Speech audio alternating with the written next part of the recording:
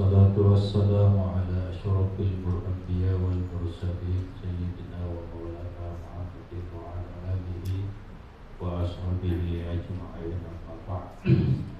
Yang sama-sama kita muliakan Al-Habib Al-Mukarram Asadullah bin Alwi Al-Idrus bersama rombongan. Juga yang sama-sama kita muliakan Bapak Kepala Kemenang Kabupaten Hulu Sungai Tengah Barat, yang sama-sama kita muliakan dan kita hormati para undangan sekalian, para pengurus Majelis Wakil Cabang se-Kabupaten Hulu Sungai Tengah Barat, juga yang kami muliakan, para kawan-kawan Badan Otonom Nahdlatul Ulama Kabupaten Hulu Sungai Tengah Barat, bapak-bapak, ibu-ibu, hadirin wal hadirat rahimakumullah. Puji dan syukur kita panjatkan kepada Allah Subhanahu wa taala karena dengan limpahan rahmat, taufik, hidayah, inayahnya kita pada hari ini dapat berkumpul bersilaturahmi dalam rangka rangkaian acara tabligh atau merayakan Isra wal Mi'raj baginda Nabi Sallallahu Alaihi Wasallam, sekaligus taulan yang tadi sudah dibacakan tahlil untuk almarhum Abah Guru Sekumpul Haji Muhammad Zaidi bin Abdul Ghani Qaddasallahu sirrah, dan almarhum Haji Abdurrahman Wahid Gusdur Qaddasallahu sirrahu, yang semuanya dalam bingkai acara menyambut hari lahirnya Nahdlatul Ulama ke-99.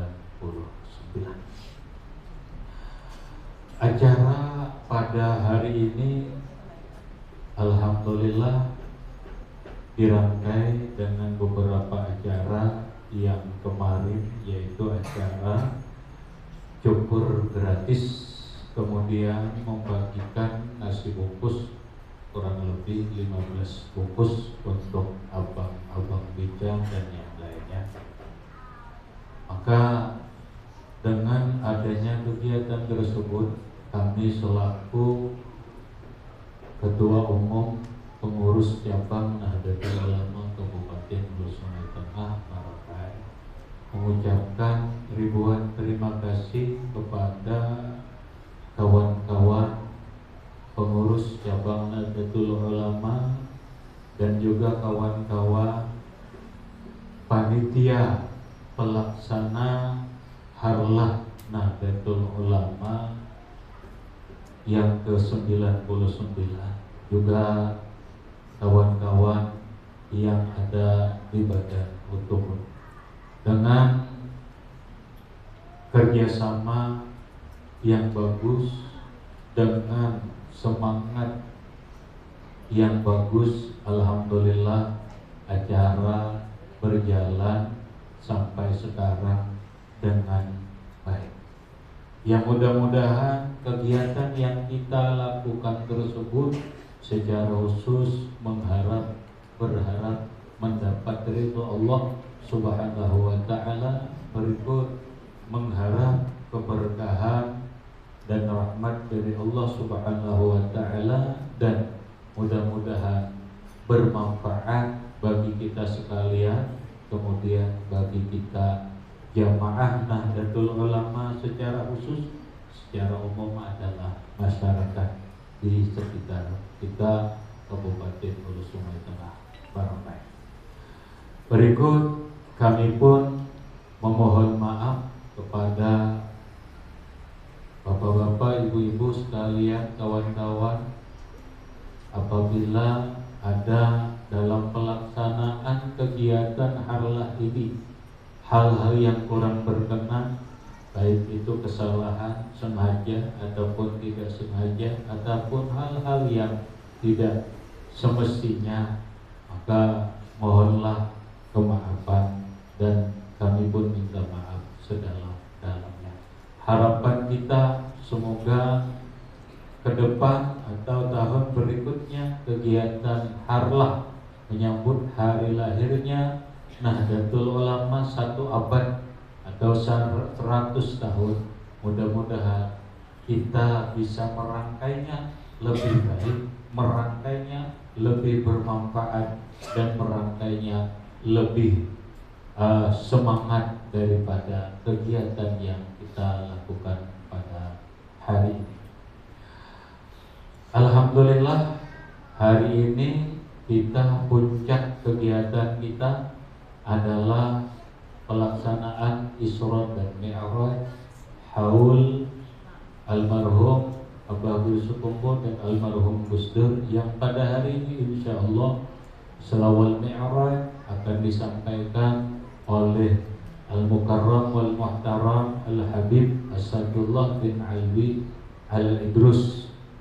Maka kami segenap pengurus Nahdlatul Ulama Kabupaten Hulu Sungai Tengah Barabai beserta Badan Otonom dan panitia pelaksana Harlah Nahdlatul Ulama mengucapkan ribuan terima kasih kepada Al-Habib Asadullah bin Alwi Al-Idrus Atalallahu Umrahu dan saudara kami Haji Atap dari Pemangki, karena mereka alhamdulillah dapat berhadir ke tempat ini, ke tempat kita ini, dan bisa mengabulkan hajat kita. Kita ucapkan jazakumullahu khairal jaza. Semoga Allah Subhanahu wa taala membalas kebaikan dengan yang lebih bagus. Amin, Allahumma amin ya rabbal alamin. Seiring itu juga kami segenap pengurus cabang Nahdlatul Ulama dan panitia pelaksana mengucapkan ribuan ampun dan maaf kalau ada kesalahan dalam pelaksanaan ini, secara khusus kepada Habib dan rombongan ada hal-hal yang kurang berkenan baik pelayanan dan sebagainya, mohonlah dibukakan pintu kemaafan yang selebar-lebarnya. Bapak Ibu Saudara sekalian yang berbahagia, peringatan Harlah Nahdlatul Ulama ke-99 tahun ini, kita berharap dengan bertambahnya usia Nahdlatul Ulama 99 tahun dengan jumlah sebanyak Asmaul Husna, walillahil asmaul husna, innalillahi tis'an wa tis'ina isman.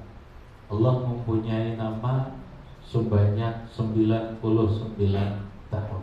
Maka momen 99 ini sangat berharga, sangat berarti bagi kita, sehingga peringatan hari ini menjadi sebuah refleksi kembali kita untuk ke depan agar Nahdlatul Ulama lebih eksis dalam segala bidang, baik dalam bidang kesosialan, baik dalam bidang keagamaan, ataupun dalam bidang yang lainnya. Semoga harapan kami Nahdlatul Ulama dengan berumur 99 tahun, secara khusus kita di Kabupaten Hulu Sungai Tengah Barabai, secara keimanan lebih mantap, secara berpikir lebih mantap, dan secara manajemen qalbunya atau kualitas spiritualnya pun mantap. Oleh karena demikian, mengingat tantangan ke depan Nahdlatul Ulama sangat berat, terutama tantangan ke depan adalah dalam bidang ekonomi. Kita akui Indonesia mayoritas penduduknya adalah jamaah Nahdlatul Ulama. Sehingga seandainya Indonesia ini masih sekian persen ketinggalan dalam ekonomi, maka rasanya yang ketinggalan ekonomi itu adalah sebagian besar adalah kelompok jamaah Nahdlatul Ulama, secara khusus mungkin di Kabupaten Hulu Sungai Tengah Barat. Mudah-mudahan ke depan kita bisa mengembangkan, mungkin tahun 2 tahun dan ke depan kita bisa membangun kemandirian dalam ekonomi keilmuan di Hulu Sungai Tengah Barat. Kemudian tantangan yang tak kalah beratnya adalah tantangan kita menghadapi banyak macam fitnah, berbagai macam opini yang menyudutkan dengan Nahdlatul Ulama secara umum, bermacam-macam kelompok yang ingin menjatuhkan harkat dan martabat Nahdlatul Ulama. Oleh karena demikian, kami ingin mengajak warga Nahdlatul Ulama secara khusus, secara umum, warga kaum muslimin dan muslimah, agar sekarang ini bisa bijak dalam kehidupan, menyikapi kehidupan, termasuk apa yang boleh lihat sekarang. Kehidupan kita ini sudah amfibi. Kita sudah boleh dikatakan sudah amfibi, dua alam. Ada alam nyata, ada alam gaib. Kita hampir setiap orang berselancar di alam gaib yang disebut dengan alam maya. Ternyata alam nyata tidak heboh dan alam gaib sangat heboh. Kehibuhan alam maya, kehibuhan media sosial itu ternyata berdampak besar dalam peradaban kehidupan alam nyata. Oleh karena demikian, ulun ngajak warga Nahdlatul Ulama agar bijaklah dalam bermedia sosial. Manfaatkanlah media sosial untuk kepentingan agama. Manfaatkanlah media sosial untuk kepentingan kehidupan kita yang lebih baik, apakah kehidupan beragama kita ataupun kehidupan bersosial masyarakat kita. Dan hati-hatilah menerima informasi, baik informasi tertulis ataupun informasi lewat video-video ataupun informasi apapun yang informasi itu kecenderungannya adalah sesuatu hal yang negatif.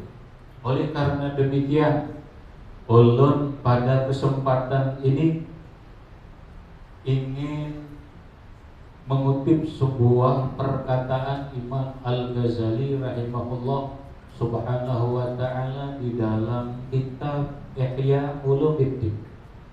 Kata beliau pun mengutip dari perkataan sebahagian ulama, yang bagi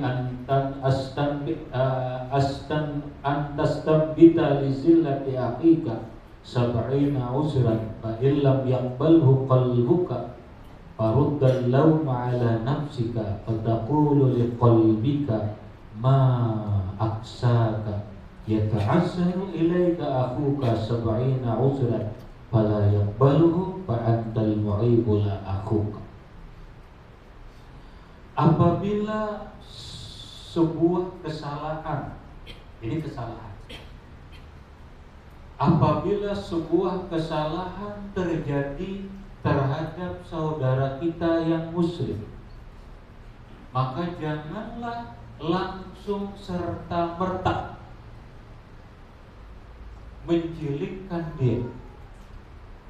Janganlah serta-merta menjahatkan dia. Janganlah serta-merta membuli dia. Janganlah serta-merta mengaib dan mencaci maki kepada dia. Sebaiknya carilah alasan.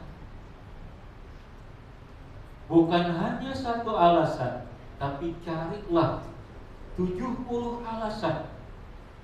Kalau tidak bisa 70, cukup satu alasan. Dengan satu alasan itu engkau bisa memaafkan dia, engkau bisa memahami dia, engkau tidak menjelekkan dia, engkau tidak mencela dia. Ini yang pasti salah. Ini yang pasti salah.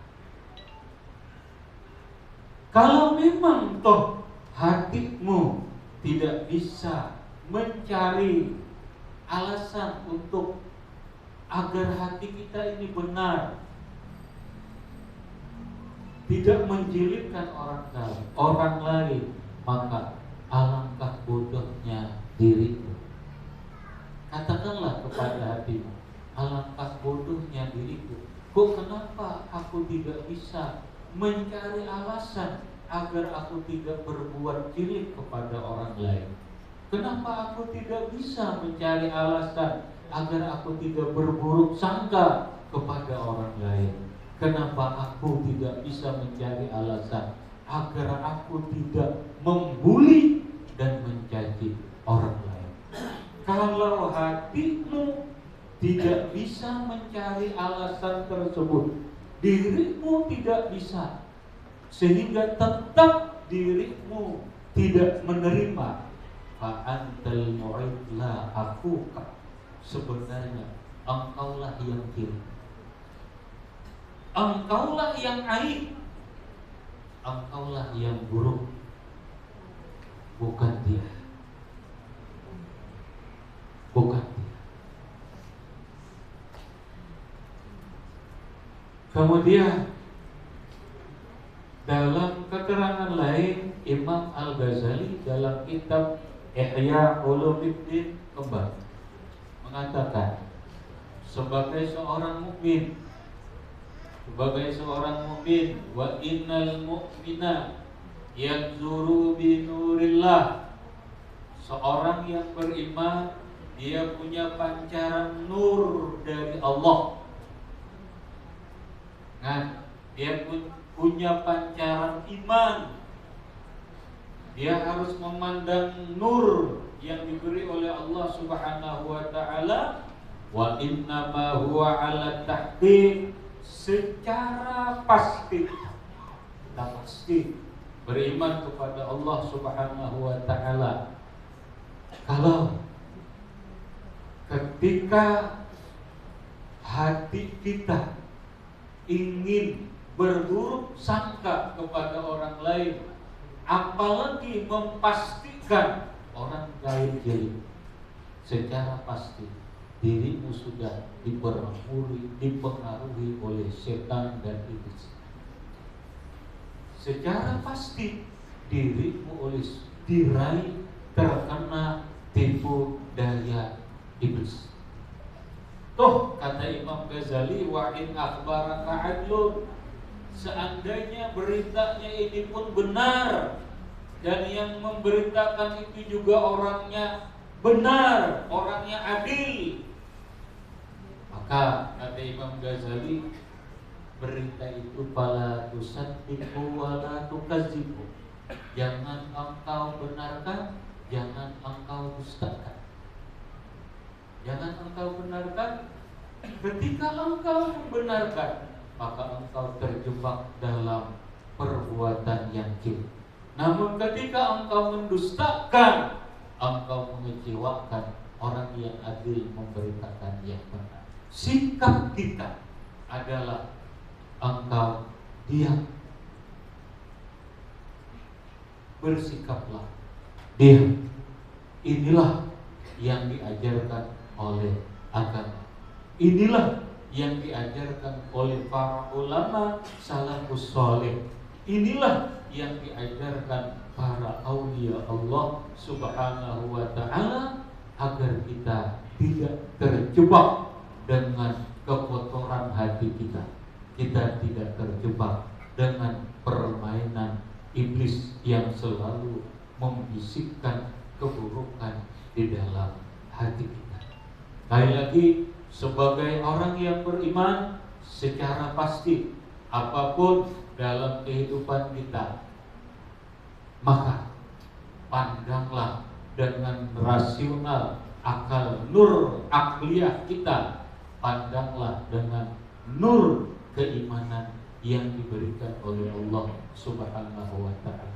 Pak dan Ibu hadirin rahimakumullah. Oleh karena demikian, mudah-mudahan momen Harlah ke-99 Nahdlatul Ulama ini, kita secara khusus warga Nahdlatul Ulama Kabupaten Hulu Sungai Tengah Barabai semakin cerdas, semakin bijak dalam menyikapi segala berita dan informasi, semakin bijak, semakin cerdas dalam menyikapi apapun dalam kehidupan ini. Akhirnya semoga peringatan Harlah Nahdlatul Ulama ke-99 ini mendapat ridhonya Allah Subhanahu wa taala, mendapat keberkahan dan rahmat Allah, kemudian mendapat barakahnya para aulia Allah Subhanahu wa taala. Secara khusus kita mendapat barakahnya almarhum Tuan Guru Abah Guru Sekumpul Syekh Muhammad Zaini bin Abdul Ghani Qaddasallahu sirrah, dan almarhum Kiai Abdul Rahman Wahid, almarhum Gus Dur Qaddasallahu sirrah. Amin Allahumma amin ya rabbal alamin. Akhirul kalam, Allahul muwaffiq ila aqwamit thariq. Assalamualaikum warahmatullahi wabarakatuh. Demikian tadi bersama-sama kita dengarkan sambutan dari Kiai Haji Samsuni Ahmad, Ketua Umum Tanfidiyah Pengurus Cabang Nahdlatul Ulama Hulu Sungai Tengah. Berikutnya ceramah agama tentang Isra Mi'raj yang akan disampaikan oleh Al-Mukarram Al-Habib Asadullah bin Alwi Al-Idrus. Beliau adalah pengasuh Pondok Pesantren Darut Ta'lim wa Da'wah Malang, Jawa Timur. Kepada Al-Mukarram, tafadhal. Allahumma shalli ala Muhammad wa sallim alaihi.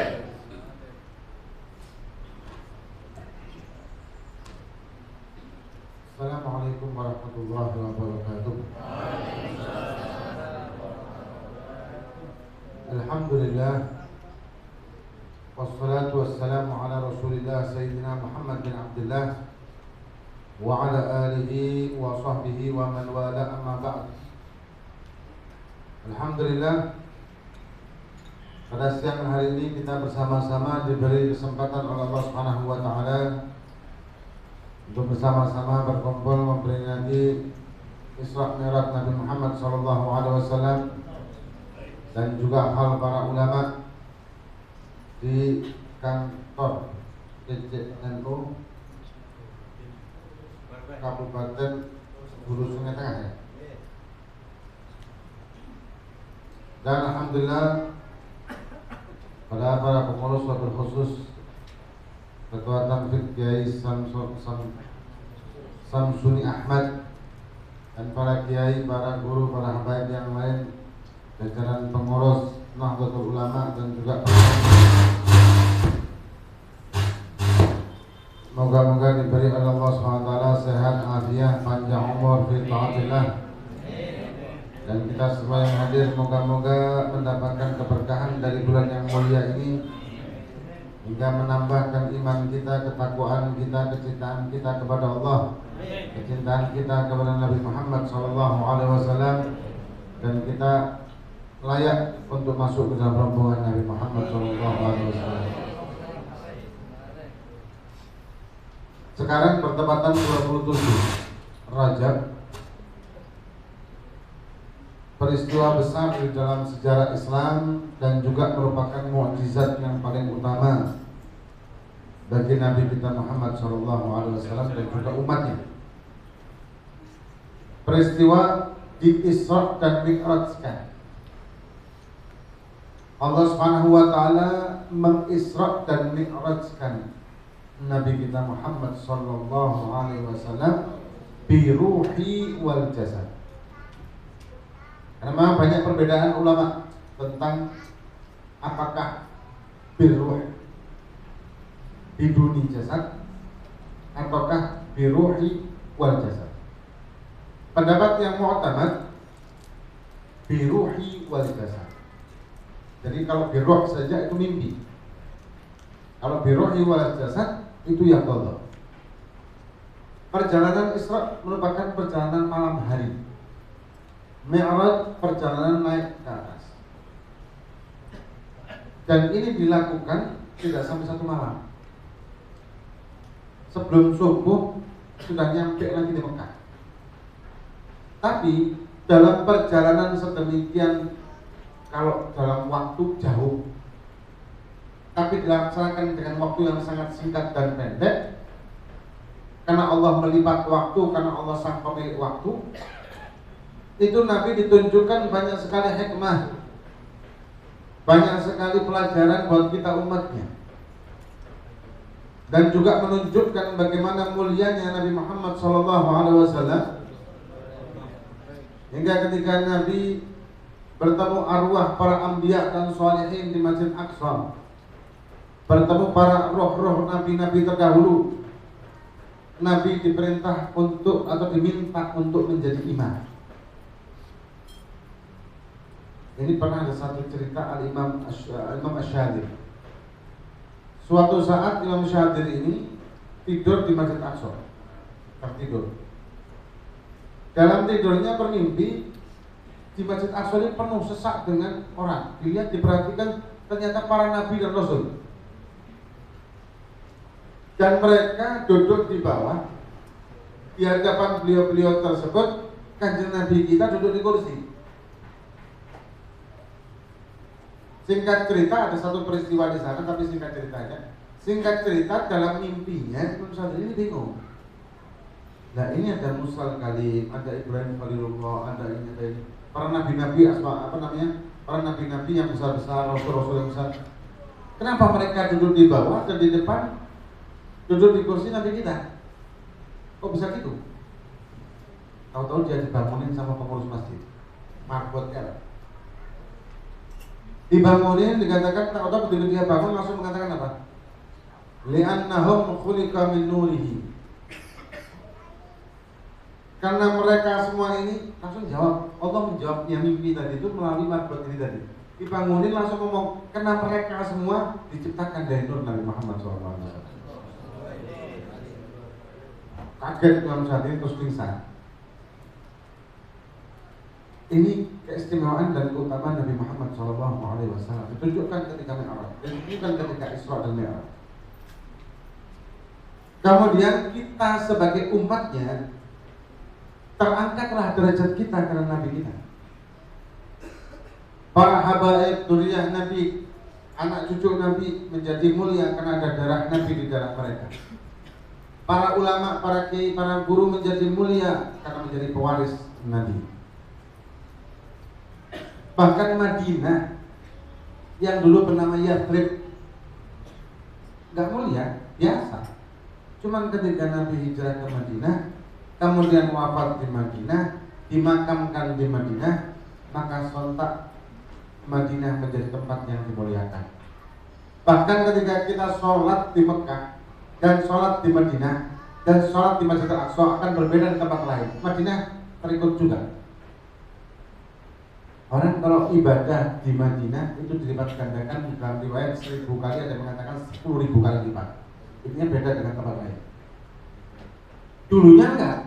Dulunya biasa. Dulunya yang mulia itu Mekah sama Aqsa aja. Masjid Al-Aqsa itu sejak zaman nabi-nabi terdahulu. Mekah juga sejak zaman dahulu. Dan Ka'bah ini sudah ada sejak Nabi Adam belum diciptakan. Bahkan Azazil itu tawaf di Ka'bah, suka tawaf di Ka'bah bersama para malaikat. Di dalam kitab Sirah Ibnul Athir. Tahu siapa Azazil? Hah? Azazil, kenal nggak? Nanti ada orang kenal sama teman saya yang tetangga. Hah? Azazil ini adalah nama asli sesuai KTP iblis. Namanya Azazil. Dulu Azazil ini merupakan makhluk dari kaum jin yang alim, abid, paling alim. Cuma karena penyakit hati, maka dilaknat sama Allah SWT sampai hari kiamat. Bahkan si iblis ini tidak bisa sadar dari penyakitnya. Dia ini merupakan makhluk yang mengenal Allah, tapi karena sifat penyakit hatinya yang lebih kuat, maka dia suka tertolak. Iblis ini tahu loh neraka, yakin dengan neraka, yakin dengan murka Allah, bahkan takut sama murka Allah. Iblis ini cuman karena penyakit hati, dan itu sudah Rasulullah. Penyakit hatinya dia tidak mampu mengubah iblis menjadi tobat. Di dalam tafsir, kalau tidak salah tafsir Bukhari, anak lupa, kalau tidak salah tafsir Bukhari, disebutkan di situ iblis ini pernah mendatangi Nabi Musa, ingin tobat. Ya Nabi Musa anta kalimullah, katanya dia. Musa, kau adalah kalimullah yang diajak ngobrol. Mintakan sama Allah aku mau tobat. Rupanya iblis itu sudah capek, mau pensiun, karena dia ternyata banyak manusia yang sudah menggantikan posisinya, begitu mungkin ya. Sudah banyak anak buah mau pensiun dulu. Anak mau tobat, mintakan sama Allah aku mau tobat. Karena Musa ya dimintakan. Maka dijawab oleh Allah Subhanahu wa taala, bahasa kita nih, aku terima tobatnya kalau dia sujud di kuburannya ada. Apa jawab iblis sampai ngeloyor? Dulu aja waktu hidupnya aku disuruh sujud nggak mau, apalagi sekarang sudah mati. Penyakit hati. Nah, kembali lagi ke kemuliaan tadi. Makkah mempunyai kemuliaan dengan Ka'bah yang sudah ada sebelum Nabi ada, dan bangunannya ada pada zaman Nabi Ibrahim, kemudian direnovasi pada zaman Nabi Muhammad. Menjadi mulianya sejak itu. Masjidil Aqsa sejak para nabi-nabi, Nabi Sulaiman, Nabi Dawud dan seterusnya. Madinah yang tadinya bernama Yathrib menjadi mulia karena Nabi Muhammad SAW hijrah, pindah ke Madinah, wafat dan dimakamkan di Madinah. Katanya orang Arab, Abdul Nabi mahi kama bagil Arabi, kata syair. Tanah Nabi tidak sama dengan tanah-tanah yang lain, mempunyai kemuliaan yang luar biasa. Saya ingat Al-Walid, abah saya, almarhum Al-Habib Ali bin Salim bin Ahmad Al-Idrus.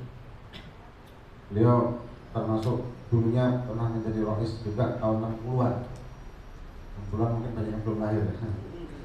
Nah, termasuk gurunya Kiai Hasyim Muzadi juga abah saya.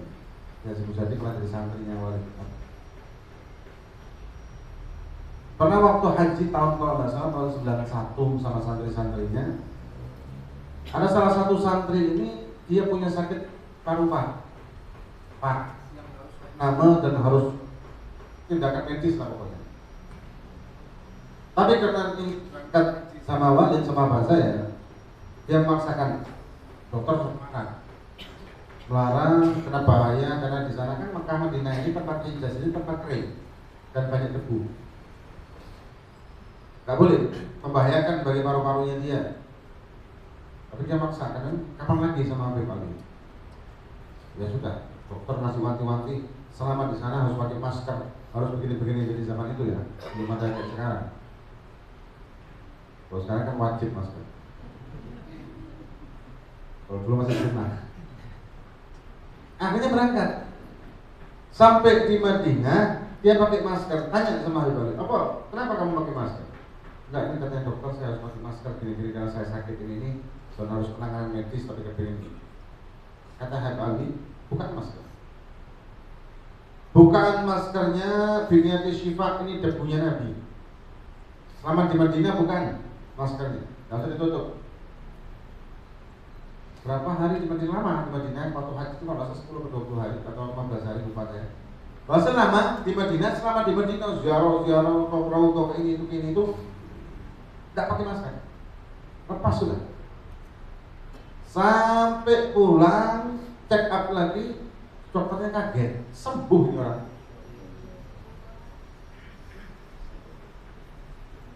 Berkat debunya Nabi Muhammad SAW. Karena apapun yang berkaitan sama Nabi menjadi mulia. Apapun itu. Tanah. Ada satu pohon yang disandarin sama kanjeng Nabi waktu di Syam atau di Urdun sekarang ini. Pohon tersebut sampai sekarang masih ada. Udah ribuan tahun berarti. Dan masih lebat. Mas sekarang kasih apa namanya? Kasih pagar. Guru saya Habib Umar bin Hafid, guru saya sering di situ ziarah ke situ. Tempat sandarnya Nabi ketika Nabi belum jadi Nabi, sudah kayak gitu. Karena seorang Nabi dan Rasul kalau belum menjadi Nabi, belum diangkat menjadi Nabi, keutamaannya, kemujizatannya, khawarikul adahnya namanya irhas. Kalau sudah jadi Nabi namanya mukjizat. Nah kemudian termasuk yang tadi saya katakan kemuliaan para guru, para kiai, para ustadz. Kemuliaannya kalau tidak karena warisan dari Nabi yang mereka pegang, mereka tidak akan mulia. Sama dengan dzurriyyah Nabi, para habaib. Kalau karena bukan darah Nabi, mereka juga tidak akan mulia. Dan sama dengan kaum muslimin kita semua, kalau bukan karena Islam dan umat Nabi, kita juga tidak akan mulia. Intinya apa? Kembali semuanya kepada Nabi Muhammad SAW. Kemuliaan Nabi membuat kita semua jadi mulia. Dan ini patut kita syukuri. La in syakartum la azidannakum. Ini wajib kita syukuri nikmat yang luar biasa, menjadi mulia berkat Nabi. Bagaimana mensyukuri kenikmatan ini? Dengan kita menempatkan posisi kita sebagai umat Nabi zahir batin. Dengan kita menjalankan apapun yang diperintahkan, menjauhkan yang dilarang, dan memperbanyak amalan-amalan sunnah. Dan semua itu kita lakukan sesuai dengan aturan-aturan yang berlaku. Karena syariat itu bukan keinginan kita, bukan kehendak hasrat hati kita, tapi syariat itu menurut dalil Quran, hadis, ijma', qiyas ulama kalau kita mazhab Syafi'i. Gak ada syariat itu menurut hati. Kalau kita di Basul Masail, ya di Basul Masail, baik di Nahdiyin atau di kebetulan alumni Darul Mustafa ini ada Al-Wafa namanya, ya kita ada Basul Masail juga. Termasuk di Hadramaut juga ada Basul Masail, kebetulan kakak daripada guru saya Habib Umar, almarhum Habib Ali Masyur, ketua mufti se-Yaman. Dan setiap Selasa itu ada Basul Masail. Di Basul Masail ini tidak boleh ada kata-kata menurut saya. Kalau menurut pendapat saya, kayaknya ini udah boleh. Biasanya kalau ada yang ngomong begitu langsung di stop. Udah, diam. Ngopi aja dulu. Karena syariat tidak bisa menurut saya, menurut pendapat saya, menurut akal saya. Akalnya terbatas. Coba kalau pakai akal-akalan, kita namanya mashul khufain. Mashul khufain mungkin di sini santri-santri sudah paham kan mashul khufain. Karena NU ini santri, ya. Itu santri. Ya aneh kalau jadi NU. Harusnya santri. NU itu santri, semua santri, kiai dan santri, ulama dan santri, itu Nahdlatul Ulama. Namanya aja Nahdlatul Ulama. Mesti paham kabeh. Mashul khufain kalau pakai akal, ngusapnya itu dari aspal bawah. Kenapa mashul khufain dari a'la, dari atas? Kalau syariat pakai akal-akalan, orang kencing batal wudhu, baliknya kok basuh wajah, tangan, rambut, kaki. Kenapa kok ketika batal wudhu karena kencing tidak cukup disiram istinja saja sudah balik lagi wudhunya? Kok pakai akal-akalan? Tidak akan mampu. Akal hanya untuk menunjang kita berpikir, menunjang supaya kita tambah iman, menunjang saja, bukan sebagai tujuan, hanya sebagai sarana akal ini. Syariat bisa dimasukkan ke akal sebatas itu, tapi tidak bisa kita menciptakan satu syariat dengan akal kita sendiri yang terbatas. Ilmunya Allah luas. Lah zaman sekarang banyak orang-orang yang pakai akal sendiri, menafsirkan Quran sendiri, pakai hadisnya sendiri, sakar PDW, dan ngaco dan ngawur gak karuan. Banyak di zaman sekarang ini. Apalagi di media sosial, tadi dia panjang mengatakan tentang media sosial. Di media sosial ini banyak orang yang jadi kiai dadakan. Tapi kalau di depan ditanya dalil berantem. Saya pernah didebat sama satu orang. Masalah ini, masalah tahiyat. Masalah tahiyat itu sunnahnya menunjuk sampai akhir. Kalau digerakkan itu tidak termasuk sunnah, walaupun ada hadisnya.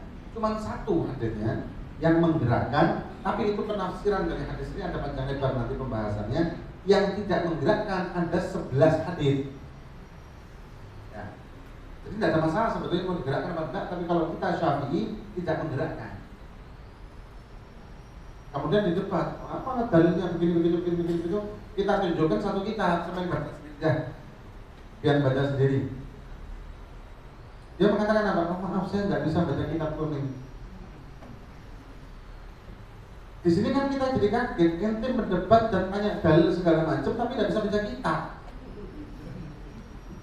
Kalau sama-sama baca kitabnya bisa, akunya bisa, baca kitabnya Eropnya segala macam pintar, ya tidak masalah kan? Kita diskusi, bukan debat ya, diskusi. Kalau debat itu mencari kemenangan, kalau diskusi mencari kebenaran, beda.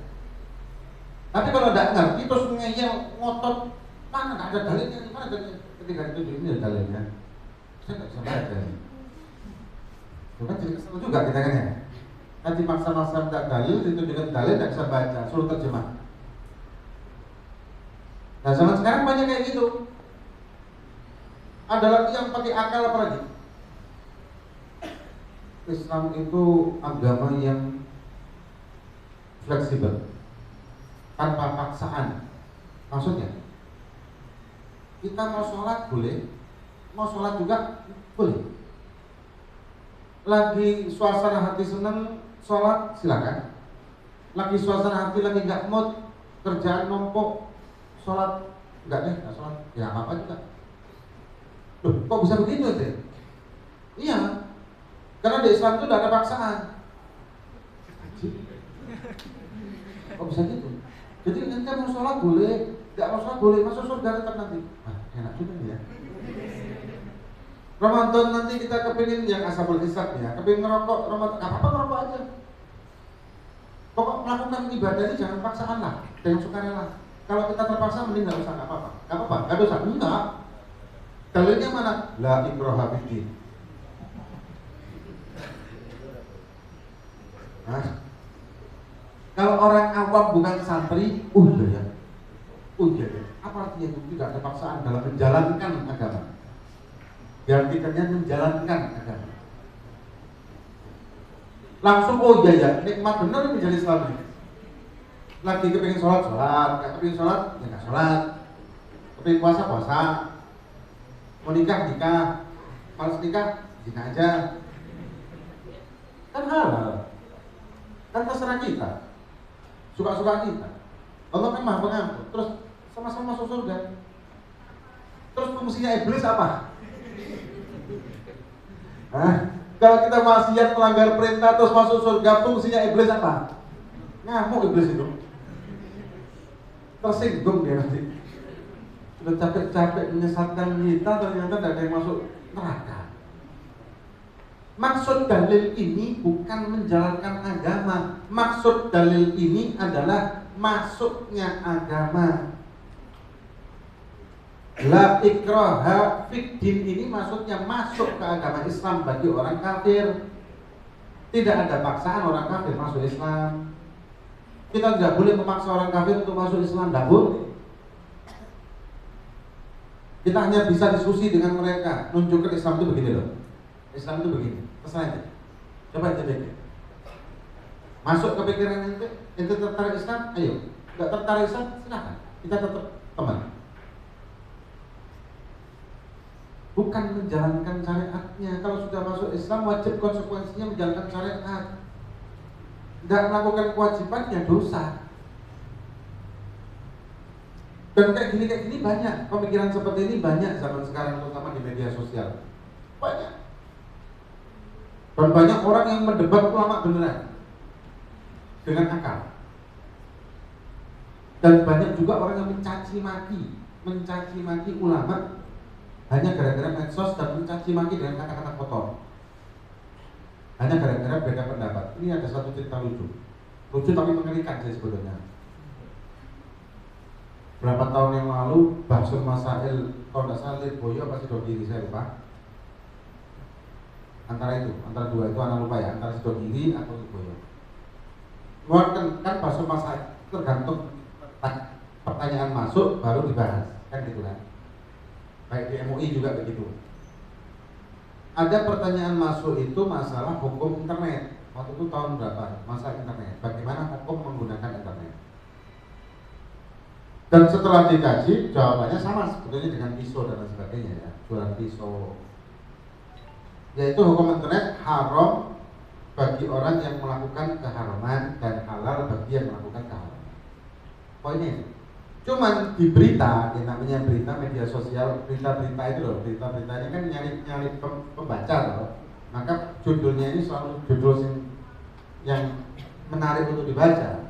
Judulnya Bahsul Masail pondok apa gitu, masyaikh pondok apa? Enggak perlu goyang seperti ini.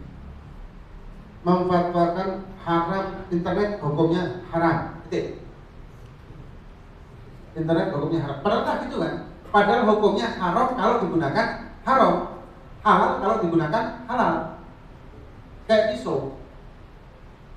Pisau dibuat tiris bawang ibu-ibu, halal. Dibuat nodong suami untuk nafkah, haram. Masa suami ditodong dulu nafkah ya? Akhirnya heboh di media maya. Dunia maya ini heboh, caci maki masyayikh, caci maki ulama. Kalau ulama ngurus pondok aja lah ini itu, nggak bener ini. Ada yang caci maki kata-kata binatang segala macam. Rame zaman awal-awal Facebook. Rame yang caci maki. Padahal judulnya tok itu kurang, isinya ada dibaca. Begitu baca judul langsung caci maki. Itu yang terjadi sekarang.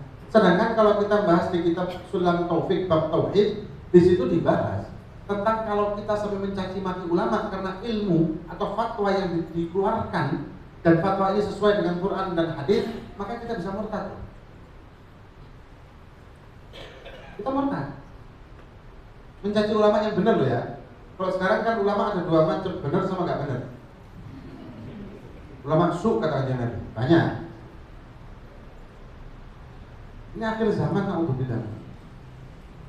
Sesuai dengan dawuhnya Kanjeng Nabi, hadis Kanjeng Nabi, Allah Subhanahu wa taala itu akhir zaman akan mencabut ilmu.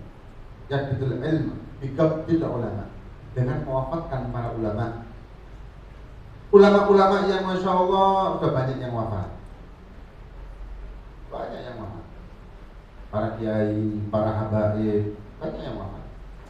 Nah, terus masyarakat ini punya semacam keharusan untuk berpedoman. Akhirnya mencari ulama menurut kriteria mereka sendiri, bukan menurut kriteria seperti zaman dulu para masyayikh kita. Zaman dulu yang dinamakan kiai, ulama, habib, dan sembarangan. Habib ini anak meluruskan kata-kata habib ya. Habib ini adalah julukan untuk ulama dari kaum Alawiyin atau Duriyah Nabi. Duriyah Kanjeng Nabi, keturunan Kanjeng Nabi, yang hadis tentang Duriyah Kanjeng Nabi adalah lebih 60 hadis menyatakan adanya Duriyah Nabi, dan juga di dalam Al-Quran beberapa surat dan beberapa ayat termasuk surat Al-Kautsar. Duriyah Nabi dari Imam Hasan dan Husain, karena khususnya kalau di dalam usul fikih namanya amrun khas. bukan amrun am. Kalau amrun am nasab minal rijal. Kalau amrun khas khusus Nabi nasab dari Siti Fatimah. Nah, keturunan Nabi ini dijuluki Sayyid, itu gelar identitas. Kalau mereka ulama baru dipanggil Habib.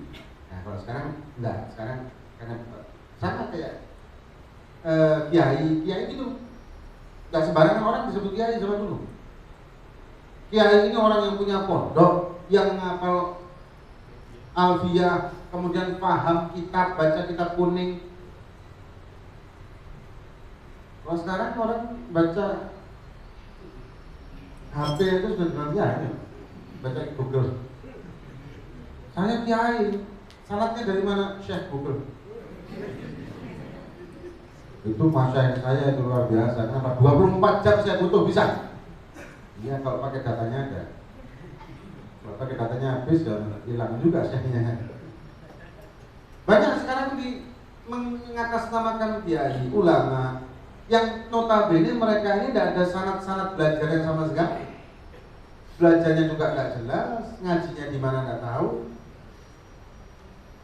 Pintar ngomong saja, pintar dalil aja, modal Google Translate mungkin. Akhirnya jadi ulama, jadi kiai, jadi ulama, jadi habaib juga. Padahal mereka tidak ada sanad sama sekali dalam keilmuan. Akhirnya apa? Dhalla wa adhal. Akhirnya begitu. Dengan pemikiran-pemikiran yang justru bertentangan jauh dengan masyarakat kita. Kita sudah punya masyarakat hebat. Saya kebetulan mustasyar juga di BCNU Kota Malang. Kita punya masyarakat hebat.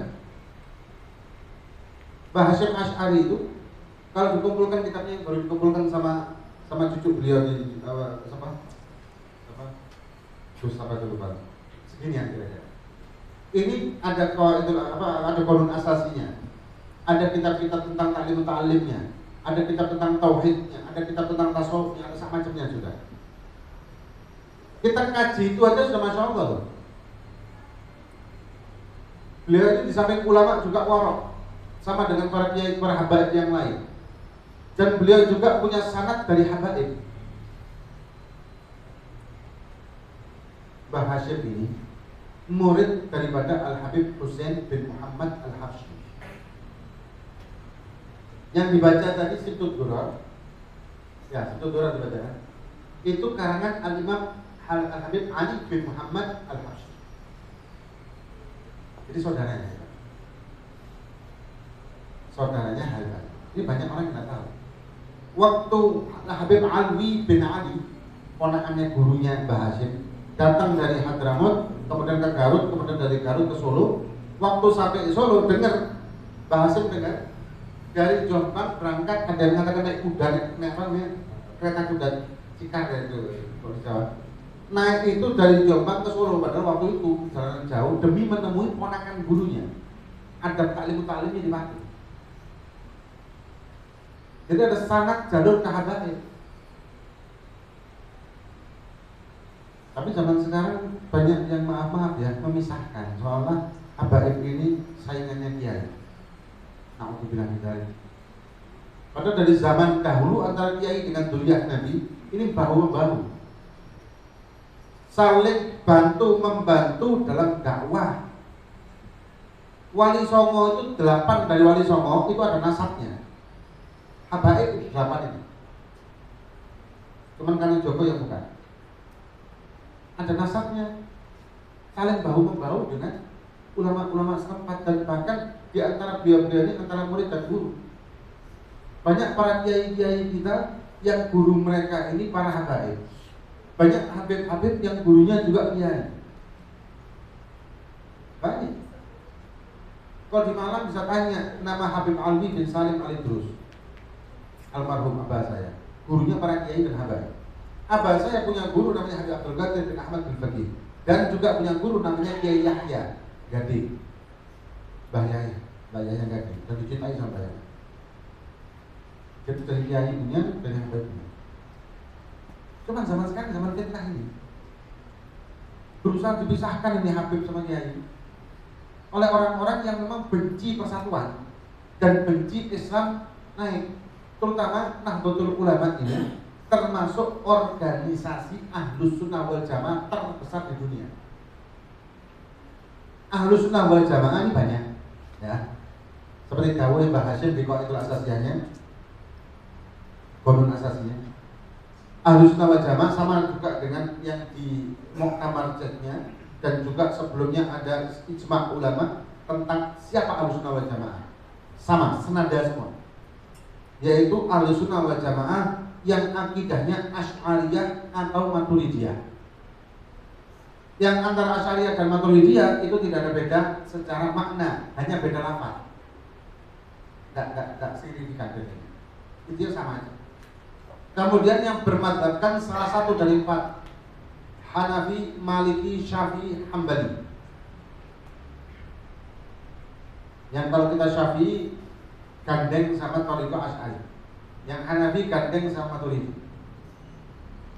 Dan yang berthariqahkan apapun selama tidak bertentangan dengan Quran dan hadis, itulah Ahlus Sunnah wal Jamaah.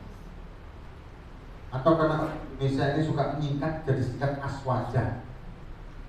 Ya, orang Indonesia kan suka nyingkat aswaja. Dolar jadi dolar. Ya. Nama apa lagi? Nah, kan serba singkatan semua kan. Barangkali jadi BRB. BRB. Itu Ahlus Sunnah wal Jamaah. Cuma kalau di Indonesia kebanyakan Ahlus Sunnah wal Jamaahnya mazhab Syafi'i. Nah, selain daripada 4 mazhab ini dan lain sebagainya, itu tidak boleh masuk NU. Akidah yang selain Asy'ariyah Maturidiyah tidak boleh masuk NU. Karena NU didirikan untuk mewadahi 4 mazhab ini. Yang notabene di Indonesia karena banyak Syafi'inya, akhirnya banyak mazhab Syafi'i di NU. Kalau selain 4 mazhab tidak boleh masuk. Selain Asy'ariyah Maturidiyah tidak boleh. Thariqah yang bertentangan Quran dan hadis tidak boleh juga. Nanti ada thariqah kalau sudah mencapai derajat tertentu sholat tidak wajib. Tidak boleh, tidak masuk mutabar. Tidak masuk mutabar. Sholat tidak wajib. Kenapa? Saya sudah mencapai makrifat. Ada orang begitu kita tanya, ente makrifat? Iya. Tidak sholat? Iya. Kenapa? Ya, sudah makrifat. Sholat itu syariat. Oke. Kanjeng Nabi sama antum ini sama pian ini lebih makrifatan siapa? Nah, kalau dia jawab lebih makrifatan saya tinggal, karena berarti orang gila ini. Mungkin gara-gara mau beli minyak goreng tidak dapat hari ini. Atau di rumah istrinya nonton layangan itu apa? Layangan putus, akhirnya diteror sama istrinya jadi stres. Pulang kerja setor HP, mana HP-nya? WA siapa? Telepon siapa? Mana rekeningnya? Transfer ke siapa? Nah, kalau setor jadi gila ngaku Nabi. Gara-gara layangan putus. Kalau dia mengatakan ya lebih marifatan Nabi, oke, mana ada apa hadis? Dhaif aja lah. Jangan sahih, dhaif. Yang menceritakan Nabi nggak sholat. Padahal banyak hadis yang menceritakan Nabi tidak pernah meninggalkan sholat, dan Nabi pernah lupa untuk tidak sholat, karena itu sababiyah saja ya, bukan berarti Nabi pelupa. Itu sababiyah untuk pelajaran bagi umatnya. Nabi paling sempurna, makhluk paling sempurna. Kemudian Nabi menggodoi sholat, itu dalil godok sholat. Dalil godok sholat ada 3 atau 4 kalau nggak salah. Intinya Nabi tidak pernah meninggalkan sholat. Dijawab, ya karena Nabi kan uswatul hasanah. Nabi kan pedoman. Maka Nabi tidak boleh meninggalkan syariat. Oke, sahabat atau keluarga Nabi. Sahabat dan keluarga Nabi, Imam Ali, Sayyidah Fatimah, Hasan Hussein, Siti Aisyah, dan istri-istri Nabi yang lain. Apakah ada hadis atau athar yang menceritakan beliau-beliau tidak sholat? Karena kita yakin beliau mendapatkan pendidikan langsung dari Nabi, pasti makrifat kan? Tidak akan pernah nyampe kita. Tidak akan pernah dapat kita. Atau tabi'in, Sayyidul Tabi'in, Hasan Basri, atau para ulama yang lain, atau Imam Syafi'i, atau siapapun lah dari masyayikh awal. Apakah ada mereka ini tidak sholat? Imam Ghazali, Syaikhul Qadir Jalani, Imam Abi Hasan Asy'ari Asyadili, Syekh Ma'ruf Al-Karhi, Junaid Al-Baghdadi, atau para habaib yang lain. Apakah ada yang tidak sholat? Padahal kita yakin mereka sudah makrifat. Gak ada. Terus orang yang tidak sholat karena makrifat ini sanadnya kemana? Ya mungkin ke Azazil tadi mungkin ya. Nah, saya belajar dengan Syekh Azazil Al-Google. Syekh Azazil Google lagi. Tidak ada. Nah, maka seperti ini, orang-orang seperti ini tidak layak masuk Nahdlatul Ulama. Nahdlatul Ulama ini tempat eksklusif, tempat mulia, dijadikan oleh para kiai dan habaib untuk 4 mazhab ini, untuk berakidahkan Asy'ari atau Maturidi, dan untuk yang berthariqah kan tidak bertentangan dengan Quran dan hadis. Nah ini semoga kita dan juga organisasi kita Nahdlatul Ulama ini dijadikan oleh Allah organisasi yang tetap murni, tetap bisa mengangkat derajat kita semua, bisa menjadikan kita semua ini sarana, bisa menjadi sarana bagi kita semua untuk layak masuk ke dalam rombongan Nabi Muhammad SAW. Dan moga-moga para ulama-ulama kita, para habaib kita, para kiai kita, para guru kita tetap diberi kesehatan oleh Allah SWT, aman dari fitnah, dan moga-moga tetap bisa membimbing kita, mengantarkan kita menuju ke Allah SWT, dan kita semua moga-moga tetap diberi oleh Allah SWT rasa cinta kepada sesama manusia, kepada khusus kepada sesama umat Kanjeng Nabi Muhammad SAW. Apapun latar belakang sosialnya, apapun latar belakang mazhabnya, apapun latar belakang ormasnya, selama itu umat Nabi Muhammad SAW adalah saudara kita dan kita cintai karena Nabi Muhammad SAW, dan kita dibanggakan nantinya yaumil qiyamah oleh Nabi kita Muhammad SAW dan layak masuk dalam rombongan Nabi kita Muhammad SAW. Hada ma'akulakum wal-afu minkum. Wassalamualaikum warahmatullahi wabarakatuh. Waalaikumsalam. Kami mohon kepada Al-Mukarram Al-Habib untuk membacakan doa penutup pertemuan ini. Doa penutup kami mohon.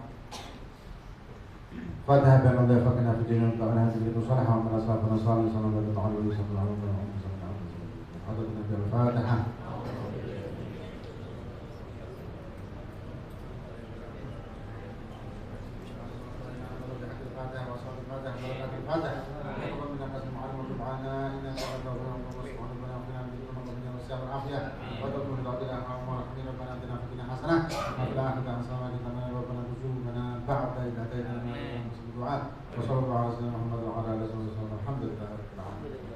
Ya, demikian seluruh rangkaian acara hari ini. Sebelum ditutup, mohon kepada Ketua Tanfidiyah dan Al-Mukarram serta para tamu dan undangan untuk menyaksikan.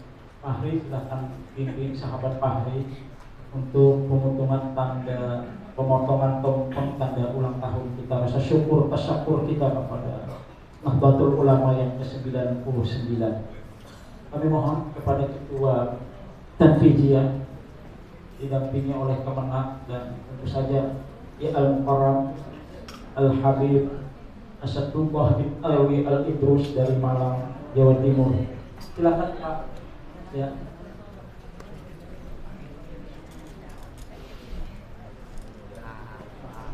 Allahumma shalli ala sayyidina Muhammad. Allahumma shalli ala sayyidina wa habibina wa syafiina wa jafrina wa maulana Muhammad.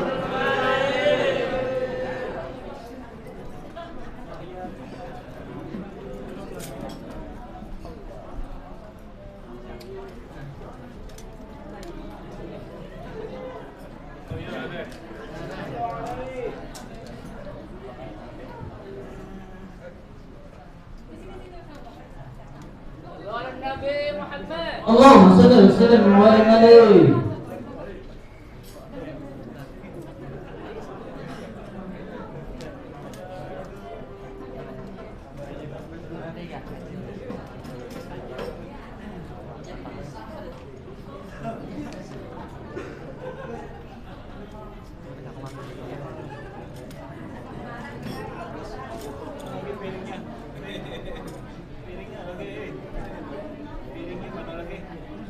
Piringnya tandiknya ada panitia bidang acara. مبروك ألف مبروك علينا